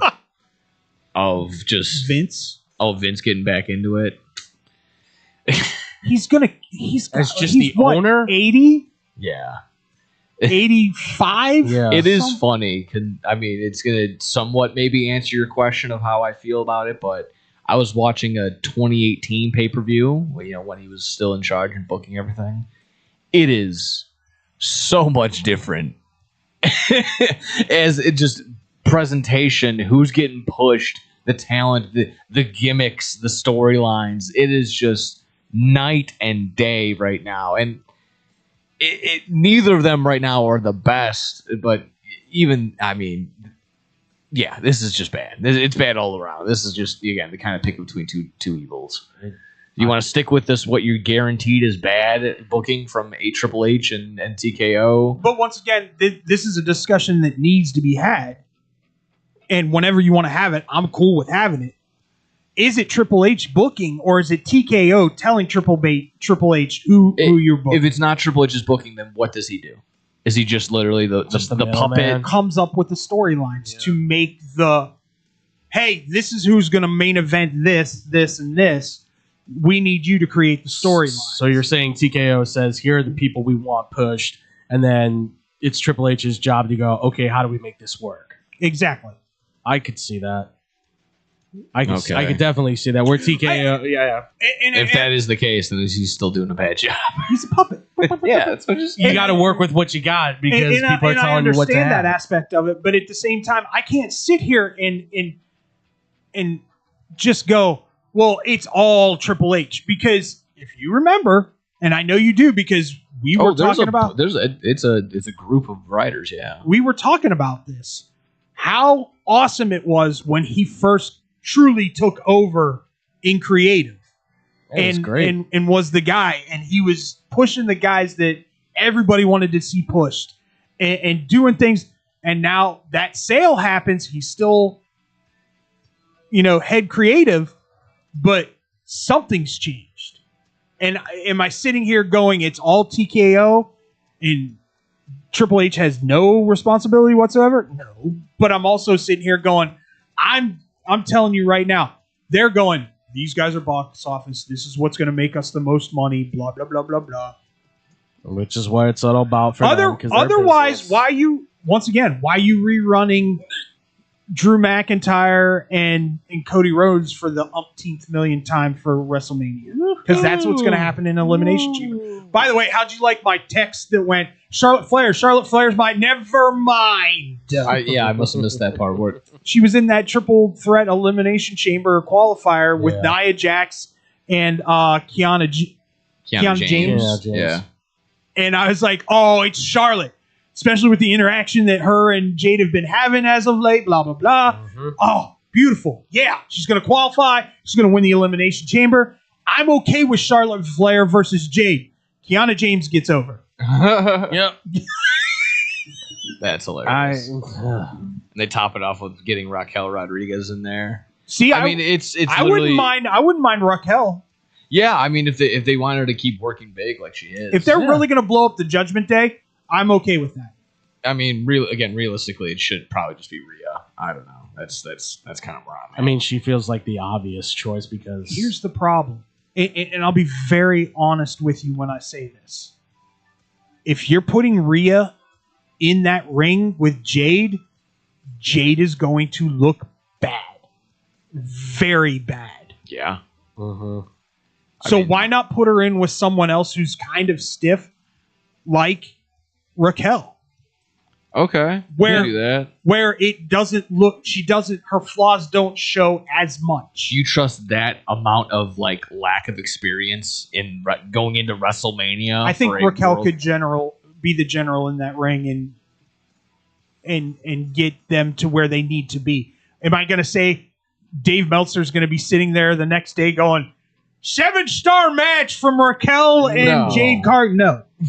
Because again, I'm always in the boat of Jade Cargill matches can only go for 5 minutes. That's it. If they go any longer, then you're showing how weak her character and just how just everything about her is. I don't disagree. So I don't disagree at all.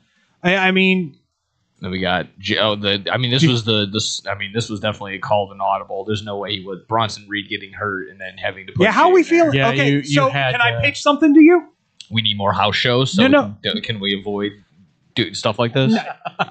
I don't disagree with you there, but I also want to bring this up. You now have 50% of the vision out.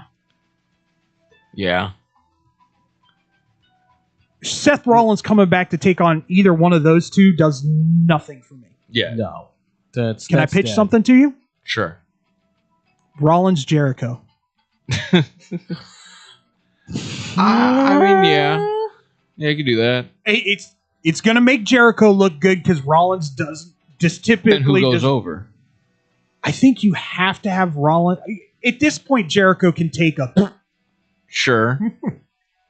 But that doesn't But then bring what does that all the lead wind to? out of both of those. That almost sounds a little lose-lose. But once again, what are you doing with Rollins? Because you're not going to not have Rollins. Do you add him to the Punk Roman Reigns thing and retread that again this year? I think you can only go if we're sticking with your route of Rollins and Jericho to start off. You'd have to make that long term, and then have to have Jericho somehow become the part of the vision. He's the new member. I don't necessarily dislike that either. Somehow he's done well in factions. Jericho and Heyman could be working together. Would be pretty. That'd be pretty cool. That'd be a nice back and forth every single time. Like that. I mean, with two guys that are going to be out for what it sounds like a significant amount of time. Yeah. Throw Jericho into that and have Jericho. Jericho's pretty good at picking out talent. I was Have gonna Jericho say, who pick a would be a couple. part then of that vision then? What part of the vision? I'm sorry. Pick out a couple Like, more who more would be, members of who the would be vision. a part of it if Jericho was to take the kind of You keep Austin. You keep Logan. Yeah. Yeah, He did just lose the title. He did just lose the title. That wouldn't be bad. Honestly, he'd Him be and great Ricky for wouldn't it. be bad. No. Yeah, we got reinforcements coming up. Yeah, something like that. Yeah. It wouldn't be bad. It's not But bad. once Yeah. again, that's where my head went when I heard Braun. First, when I heard Braun got injured, I was like, okay, this is Bronson Reed's opportunity to step up and be like, look at what I can do kind of thing, which he's already done with Seth, which I love. But because I was like, when he did that stuff with Seth, I was like, there's the Bronson Reed from New Japan, where Triple H was like, please come back to WWE. You're doing great stuff. I've seen some of the fan theories, of course, they get outrageous and see this is what happens when you fake an injury and all the karma that can come about from it. So I'm like, that's a really, really like big stretch right there. No, but that's what happens when you land trying to headbutt a person from across the ring. Yeah. And then you get a hernia from lifting a way too heavy table. Those tables are way too heavy. There's no reason they should be made out of metal, basically. More realistic when people go through them, sir. Yeah, and they also get more injured. Is Pat McAfee ever coming back? I don't care. I don't care. He's loud for no reason. Well, didn't you hear he's the next Sylvester Stallone? That's good for him. Have Expendables 10. I don't care. Like that. Don't like that at all. Like he's the total opposite of Sly. Sly wrote Rocky. He was a quiet kind of consolidated person. Like Sly has written so many things that Jason Statham's just like, I'll do every one of them. what do you need me to do? You're a car mechanic who's living in England. Working man, beekeeper. I could go on and on and on and on about the movies that Jason Statham has starred in that Sylvester Stallone has written. Now he's got that other movie that's coming out called Jason Statham Stole My Bike or whatever it is, where he just plays himself. And I mean, it is a total like parody ripoff kind of movie, and I'm here for it. What was it? I saw there he has a new one coming out that's getting rave reviews. Is like I saw good. He's doing. There's another one that he's now got. I don't. They're all cut from the same piece. But this one apparently is supposed to be like his best work. Okay, so I'll let you know. New Dick Wolf movie or new Dick Wolf show out there. Okay, I'm glad we clarified there because I didn't know where we were going with that one. Anyway, for you to say it. Go for it. The writer of every Law and Order. Yeah. Is he a part of the Chicago's? I'm not sure. I don't remember. Is he in Chicago's too? I'm sure he has his hand in it. Yeah. Every FBI show that's ever been there. Now there is CIA. Yes. And the lead actor is Lucifer. Is it? Yes. Oh, I've seen the promotions for that. Okay, yes. I'm in for it. First episode. Yeah, I'm in for really decent first episode. Sometimes first episodes go bien. Yeah. No, I'm in for that. I saw the promotion work for it. I don't know how much I'll like it, but I'm definitely going to be watching it. Are you going to tune in for Marshall's on Sunday? Probably. I'll give it a shot. Let's see. I mean, I don't know. They've got 3 other shows coming out. They've got 4 spin-offs off of that one show coming out. I don't know. I don't mind a spin-off. It's just that when you're like, and we're going to create this whole world around it. Like, I got a problem. You've got to have a show with Rip. Right. Well, yeah. You want to see more. Well, because Rip's the best character. By far. Best character. I'll argue that. I think he's got the best character arc, too. I want to see one with the horse trainer. I want to see a show with the horse trainer. With the youngest son? No, not the youngest son. The horse trainer. The guy that came there and showed horses. Okay. He was absolutely delightful. He was one of my favorite parts of that show.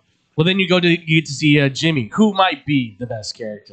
Jimmy Jimmy is the best character because he did have the best arc from. He had the best arc with the redemption and Nick's just sitting there going, "What?" No, I haven't heard about this show. It's the Marshall. Yeah, you watch Yellowstone at all? No. Okay. it's the spin-off of Yellowstone, basically. Like, it's the guys with the badges that are the livestock agents. I'm just going to do this because we've done it every episode until tonight. Hey, Andrew, what's tonight? Tonight is the premiere of what I deem to be one of the greatest comedy shows and one of the greatest shows I think of all time, which is the return of Scrubs. Yes! The return of Scrubs. Yes! It is back. Reviews look promising. A lot of people. I don't care. I don't care either. It's just nice to know that if the critics are like, yeah, it feels like the old show, I'm like, I don't want the critics to like it. I mean, listen, I've seen enough crap on TV to go care like, less. Like critics are like, this is awful. I'm like, I don't care. I'll watch it. They said the same thing about The Rookie when it first came out. It sucks. Yeah. The Rookie is awesome. They also said the same thing about Firefly. How dare you? That's the greatest show that you stopped making. Oh, by the way, you did Josh Whedon bad. Did you see? I've heard he's not. I've heard he's not back. No, the janitor is back. Okay, good. Yeah, he's the only people that are Custodian? not. Yeah, the janitor. Oh, yeah, he's back. The guy from the middle. The janitor's back. The only person, two people that aren't back are the two people that passed away. Yeah. Okay, makes sense. I'm a miss. I want them to find somebody who's like his embodies son. him. Yeah. Somebody, or at least has the same kind of spirit as Ted. Yeah. Which I don't. It's hard to capture that kind of like he was the sulking man, but you always were rooting for Ted, and then he found love at the end. So happy for him with Rachel Dreisch, and he was a hit artist too. Like people forget they were the only quartet I think to go platinum. Oh, the lawyer passed away. I didn't know that. Yeah. Oh, the Blanks is what they were called. Their group. Oh, they started together years in college. Got on the show all together because he was like, I have this group that's singing, and they got on there, and then they became a hit through the show. Like they went platinum for the album, which was just cover songs. It was all cover songs. One of my favorite. Yeah, one of my favorite shows is them doing the show songs. Oh, the TV show where songs. They're just running through. We can rebuild him. Yeah. Yeah, it's great. It's great. My I'm go-to excited. episodes are always the one with the head trauma, and she thinks everything's a musical. Oh, That's thing. a fantastic Everybody, episode. it always comes down to poo. Yeah. That one, and then I'm always blanking on the characters' names, but the redhead guy, he's reading like a fantasy story to his kid. Oh, He Dr. Cox. Yeah, he turns that's another great episode. Turns everyone into like a fantasy World of Warcraft character, and I think It that comes was a good back one. between them being actually at the hospital and like them like in a fantasy land. Yeah. I mean, that's the thing is like this show doesn't get enough credit, I think, for how exploratory it got with a doctor's show. Like You didn't look see at anything Dr. like that. Cox. He's played the same dude in every show he's been in since. Except for Platoon. That was the only one he doesn't do. And Well, that was pre. yeah, right. Oh yeah, excuse me. Sorry. Yeah, ever since then, yes. He always plays the hard ass. Yeah. Well, He was the hard ass. Was Office Space before or was that after? Office Space Before. That was before? Okay. 96, 97. I'll say this. I know God, I've meant was this show before. Blacklist. Are you still watching it? No. Why not? I kind of got bad toward the end. All shows get bad towards the end. Yeah, well, Blacklist went on for like 10 seasons or whatever it was. James Spader may have played the greatest character in television. That is history. probably one of the That's best top true. villains of all time on TV. Villain. Well, the hero, the Anti-hero. Anti-hero, thank you. It is crazy that the Simpsons will never that record's never going to be broken now. The way that just people make shows, the lack of creativity in shows, like no one's going to go 25 years, 800 episodes of the same thing anymore. Yeah. Well, Power Rangers did. Well, I guess they can retake it now because Raw's off of cable television. Exactly, like weekly episodic, like that. They can take that over. That's probably what they're doing. They're probably waiting to take over Raw and be like, Yeah. "Screw you, WWE." That's when they come out with the WWE episode. That would be good. A good wrestling episode, to, like Yeah. time it out just perfectly. I mean, the South Park one for me is always going to be one where like WWE was like, I mean, fair. Like, I love the fact that they were just kind of like, all right. I mean, they made fun of us, so it's like totally fair. Yeah.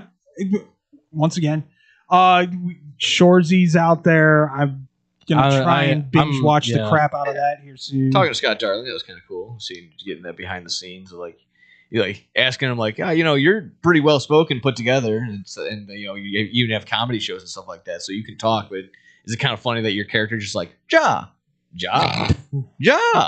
like that's all he does? I mean, what else does he have to add? Exactly. Yeah. So we kind of we explored that. We thought that was kind of funny. That was nice. That was fun. Good interview. Good talking with him. That was fun. That's great. I didn't realize they had an ex-hockey player on that show. Yeah, well, this season, they actually got, like I said, they got Gretzky on it. I saw a preview of that. Like, I'm like, there's no way.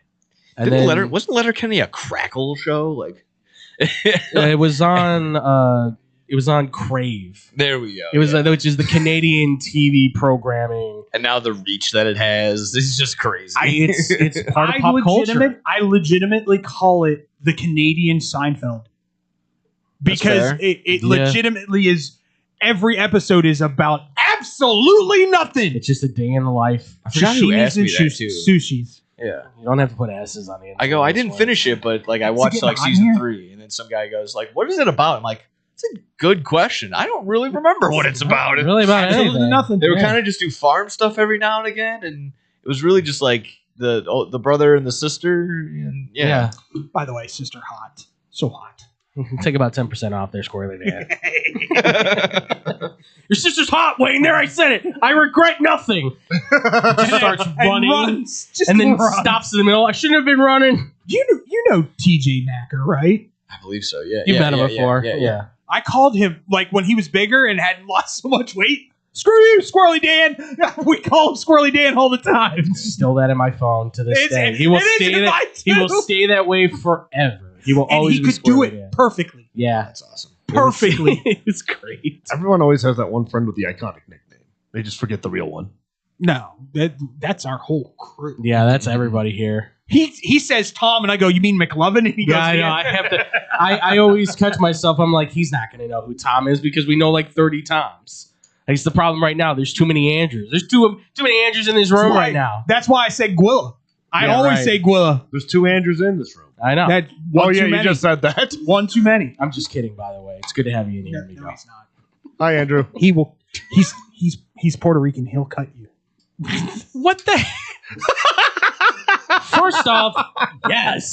Second, what the hell? What the hell?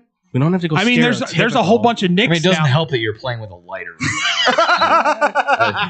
You're not helping. You're right, but it's not cutting people. That's just burning. There's a bunch of nicks right now, so I always ask no gimmicks. See, that's true. I'm the only Adam here. No, you're just Glitch. You are the Glitch. I am the Glitch. You are the Glitch. You know what? My nickname's Detroit. I can't ask anything. Or if it's the other Nick, it's Detroit Nick. Oh yeah, that's fair. Which savant?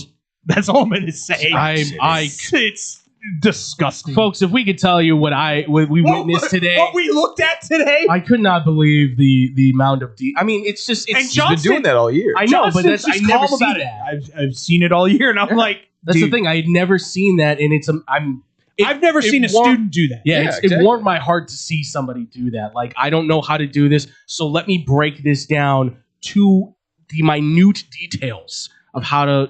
I can call a basketball. Unbelievable, and he's going to do it for baseball too, which is I'm just like, wow, okay. Yeah, he took the he's initiative going far, and he would ask me that too on the car rides there. He's like, hey, like, what's a better way to phrase this, or what?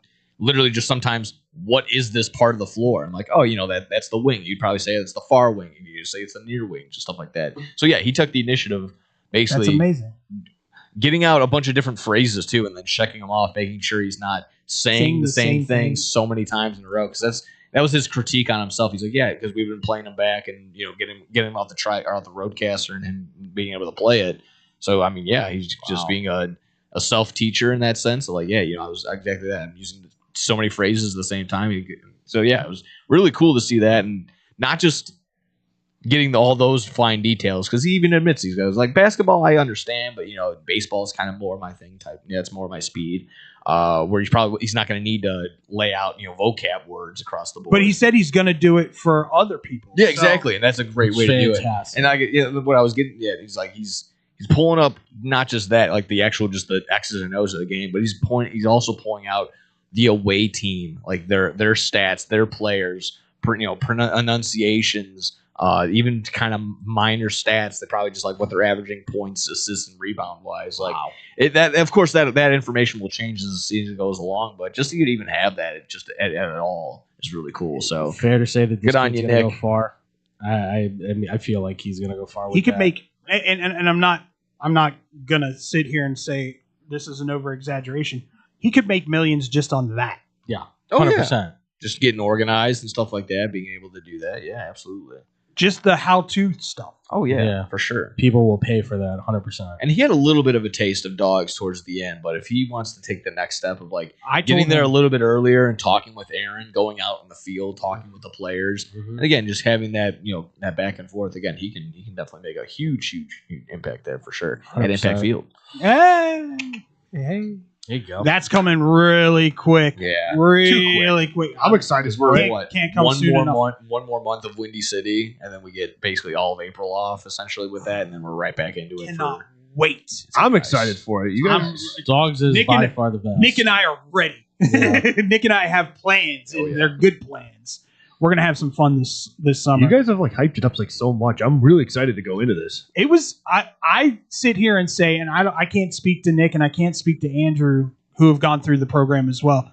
To me, I was so glad that I didn't take the job in Iowa that was offered to me, because I got to experience and go through working with and for the Chicago Dogs and learning everything that I learned by doing that. Oh yeah. It was one of the best experiences I've ever had. And that's why I'm so willing to go back and hang out and help guys call baseball games and watch Nick and everyone else do the positions that they've been trained to do and are now making money at doing, and then taking their knowledge and showing you guys how to properly do these things so that you guys can learn and get to that point as well. You get 50 games to say, hey, I want to try this, I want to try that, I want to try this. Let me see what I'm good at there. Maybe I don't like that here. There's so many opportunities. Yeah. And again, with it being, I don't want to say it's limited, because I feel like both bulls and dogs have their benefits and their pullbacks and their, 100%. but being that baseball isn't timed, you're gonna get just time wise much more opportunity just to get there and get more stuff in. Just overall. I mean, I'm ready. Yeah, I was a part of the initial season when we started it, like the very first season. And Hearing what Andrew had to go through. I compared to mean, what we I deal will with. say the experience of it with the people I was with at sometimes was hell. But it was the first season, mind you this. So we were all learning on the fly. Working out the kinks. Exactly. What has become a more fine-tuned system, I should say, now was not what it was then.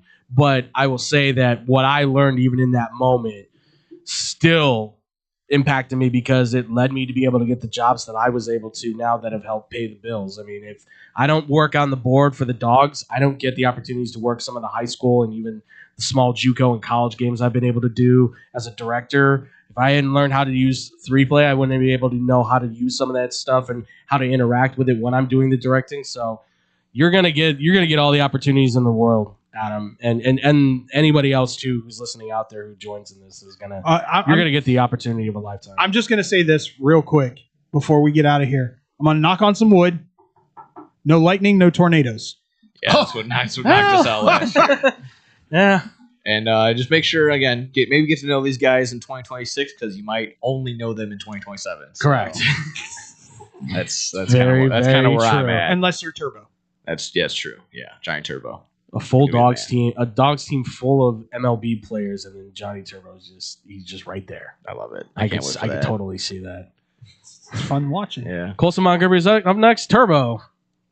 I can see it. Johnny Turbo. That's gonna be the best team then in the league if that happens. They've been right there the MLB players might need a job. last couple years. Yeah. I know, like I said, you were probably maybe wrapping it up really quick, but I did some quick adulting. Got my what is it called? The Real ID. I just got that all figured that out. There you go. It has not been sent to the house yet, but I just wanted to say, again, everyone complains about the DMV and all the whys, but why if A equals B and B equals C, why can't A equal C when I'm going up there for my trying to get it? I got to bring this, and I got to bring a former bank statement, and I got to bring my transcript from high school. But, all they were just like, you can do all that or just have a passport. I don't have a passport, but in order to get a passport, you just need your driver's license and your social security card. Yes. I had that with me. So again, if A equals B, B equals C, why can't my social security card, my driver's license equal real ID? God, I feel you, Nick. Damn it. I'm never gonna until I have to go and get my next driver's license.